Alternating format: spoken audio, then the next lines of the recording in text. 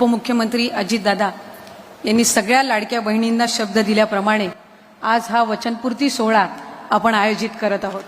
आपण आपल्या आयुष्यातला एक महत्त्वाचा सण म्हणजे रक्षाबंधन हा साजरा करणार आहोत। पण तुमच्या सख्या भावाची त्या आरतीमध्ये औक्षण करत असताना ओवाळणी पडायच्या आधी आज तुम्हाला रक्षाबंधनच्या आधीच ओवाळणी दिलेली आहे। त्यामुळे मी मनापासून आपल्या सगळ्यांच्याच वतीने लाडक्या भावांचे मनापासूनचे आभार मानते। ज्या वेळेला 28 जून रोजी ही योजना घोषित करण्यात आली त्यावेळेला खऱ्या अर्थानं वेगवेगळ्या पद्धतीच्या बातम्या अफवा या योजनेसंदर्भामध्ये आल्या, पण खऱ्या अर्थानं ही योजना यशस्वी करण्यामध्ये जर मोलाचा वाटा कोणी उचलला असेल तर तो या तिघांसहित प्रशासनासहित माझ्या माता भगिनींनी उचलला आहे। कारण 1,40,00,000 महिलांनी 1 जुलै ते 31 जुलैमध्ये रजिस्ट्रेशन केलं आणि खऱ्या अर्थानं ज्या या 3 लाडक्या भावांनी योजना आणली त्याला यशस्वी करण्याचं पहिलं उजवं पाऊल जर कोणी उचललं असेल तर ते या माझ्या भगिनींनी उचललं। कारण या योजनेला उद्दंड असा प्रतिसाद त्यांनी दिला।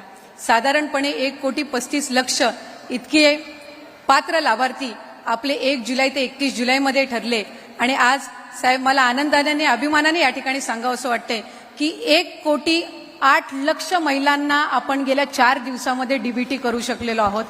आतापर्यंतच्या कुठल्याही योजनेमध्ये इतक्या मोठ्या पद्धतीनं एकाच वेळेला डीबीटी करण्याचं काम हे झालं नव्हतं, पण तुमच्या तिघांच्या मार्गदर्शनाखाली आज ते विभाग म्हणून मला करण्याची संधी मिळाली। मी माझं भाग्य समजते की आज इथं लाखो माता भगिनींच्या आयुष्यामध्ये या माध्यमातून आपण एक सकारात्मक बदल घडवू शकलो। आज त्यांचा मिळणारा प्रतिसाद हा आपण सगळ्यांनीच बघितलेलाच आहे। त्यामुळे या योजनेसंदर्भात होणारी ज्या सगळ्या नकारात्मक चर्चा आहेत या आजच्या कार्यक्रमाच्या निमित्ताने हे सकारात्मक पाऊल उचलून आपण ते उदाहरण त्या निमित्ताने ठेवत आहोत। व्यासपीठावर उपस्थित सर्व मान्यवर आहेत। आज मंत्रिमंडळातील सगळे मंत्री आपापल्या जिल्ह्यामध्ये जरी कार्यक्रम घेत असले तरीही त्यांनी सुद्धा जिल्हा प्रशासनाने सुद्धा यामध्ये काम केलं। या सगळ्या प्रक्रिया आपण करून त्या ठिकाणी आज हा लाभ देऊ शकलो।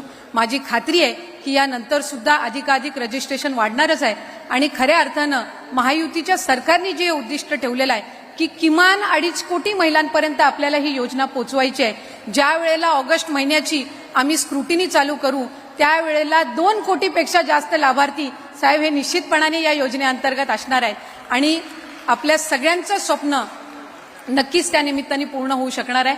असाच प्रतिसाद या योजनेला आपला पुढेही मिळत राहावा अशीच या ठिकाणी विनंती करत असताना खऱ्या अर्थानं ही योजना यशस्वी करण्यासाठी सर्व माझ्या माता भगिनी, माझ्या अंगणवाडी सेविका, मदतनीस, आशा सेविका, डेटा ऑपरेटर, सगळे ग्रामसेवक, सगळं स्थानिक प्रशासन यांनी जी मेहनत घेतलेली आहे ती खऱ्या अर्थानं ही योजना यशस्वी करण्यासाठी अतिशय महत्त्वपूर्ण ठरलेली आहे। त्यामुळे हे जे पुण्य आहे ते माझ्या अंगणवाडी सेविका आणि मदतनीस यांना मिळणार आहे।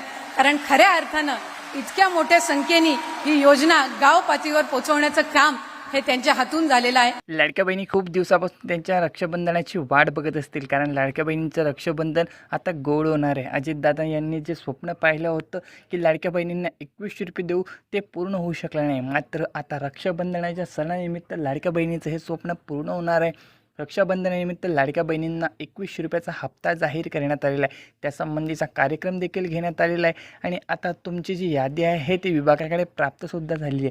त्यानुसार तुमच्या खात्यावरती हे पैसे वाटप देखील होत आहे। KYC केलेल्या बहिणींना, प्रत्येक लाडक्या बहिणींना हे पैसे वाटप केले जाणार आहे।